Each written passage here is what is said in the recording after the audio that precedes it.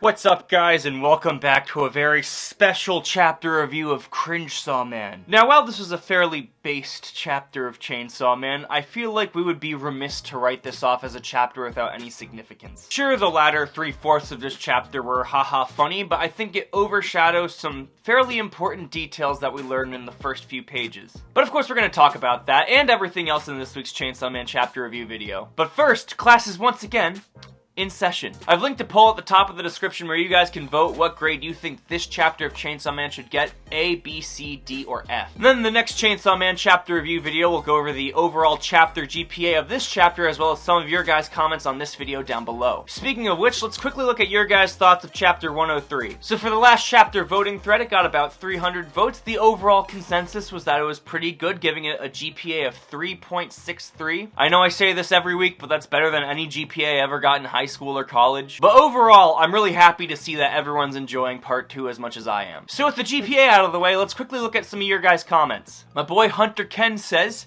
Yoshida is the new Aki for Denji now. The way Yoshida is interacting with Denji reminds me a bit of Aki. Maybe I'm thinking too much, I guess. And I'm kind of feeling that too. To me, Yoshida feels a little different from Aki, and I'm gonna get a little bit more into why I think that a little later in this video. But I definitely see them fulfilling a very similar character niche in Chainsaw Man. Next up, Toxic User says, something interesting to point out is that the closest thing he has to a proper guardian, Kishibe, has a vested interest in keeping Denji insane, since it preserves his qualities as a devil hunter. And that comment is once again why you guys should be making these chapter review videos instead of me. That's a super interesting detail that I just completely forgot about that I could totally see being an interesting concept that comes back in Chainsaw Man Part 2. God damn, you guys are too good at this. But I'm really happy that you're sharing your thoughts with me. But that'll be enough for the comments this week. While you're down in the description checking out that voting link, why don't you leave a like on this video and subscribe to my channel? It helps me out a lot, especially if you like Chainsaw Man related content. Alrighty, I think I've shilled my channel enough to you guys. Let's talk about the chapter.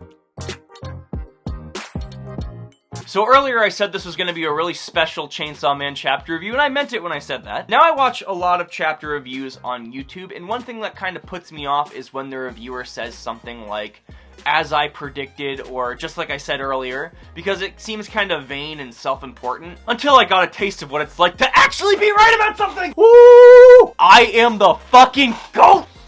Dude, I could get high off my own farts right now. I won't lie to you guys. I am god-awful at creating theories or predictions, so whenever I theory craft, I'm just throwing shit at the wall until something sticks. So in the last chapter review video I did when I said Yoshida might try setting up Denji and Mitaka, I didn't think it would actually fucking happen! But this inadvertently confirmed something a lot of us weren't thinking about. Hirofumi Yoshida isn't as smart as we once thought. And this kind of makes sense because the only thing we had to go off of for him before were the few chapters he appeared in part 1. So I guess it shouldn't really come as a surprise that this mysterious high schooler we know from part 1 isn't some omnipotent deity. He's actually just some dumb kid like everyone else. And what I mean when I say this is that Mitaka's condition completely flew under his radar in chapter 2, and he actually just thinks she's a floozy. So it'll be good to keep in mind going forward that Yoshida is just a teenager. Sure, a really powerful teenager that can hold his own in hand-to-hand combat with Quan Chi, but a teenager nonetheless. Now I want to quickly put a pin in the Mitaka and Denji situation, and I want to circle back around to the conversation that Yoru and Mitaka had at the beginning of the chapter. There was actually a theory submitted to me in the comments by one of the viewers a few months ago.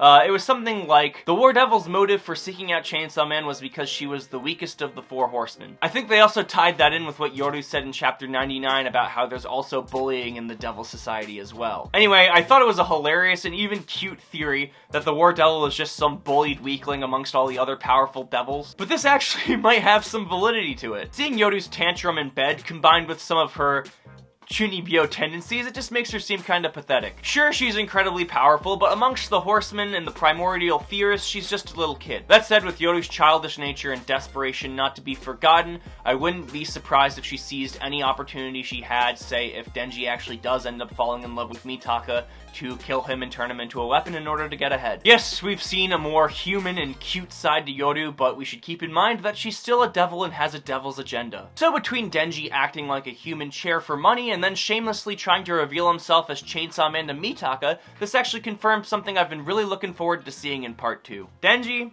is an absolute loser. If you follow me on Twitter or have seen any of my other Chainsaw Man chapter review videos, you'd know this is something I've been greatly looking forward to. I was once a high schooler too, so I can confirm to you guys, you can't be this much of a horny bastard and not be a loser. But dear lord, seeing him wear a Chainsaw Man shirt to school and then trying to admit that he's the real Chainsaw Man made me feel a deep and familiar cringe. It reminded me of a time when I went on a date with my high school crush and I tried to show off my rap skills to her.